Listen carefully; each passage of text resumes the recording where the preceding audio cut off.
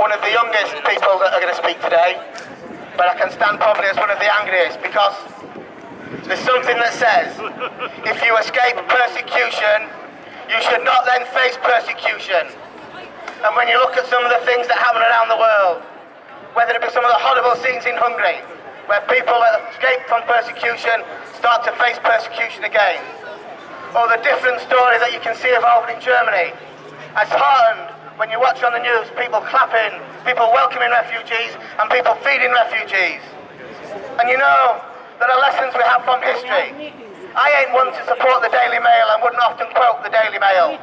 But you should remember what the Daily Mail said in the 30s, in its headlines, when it attacked the Jews and it called them swamps and swarms of people coming to this country. It gave out the same rotten message then as it's giving out today.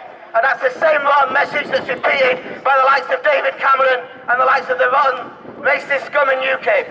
And we have to always stand up to that racism. Last week in Rotherham, you know, was a bit of a turning point, because the community turned out, and it turned out to say, we don't want racists in our city, we don't want people that seek to divide us. They understand that at times of austerity, that people look to divide working people. They look to us to try and blame each other, rather than blaming the real culprits. The culprits in the city, the culprits in Parliament, the culprits that exploit, that don't give. And I just think we have a clear message always when we stand up against racism. We don't tolerate it, whether that's the attack on refugees. And I have to say as well, in terms of the country that we live in, we shouldn't forget, no immigrants, no health service. No immigrants, no transport service.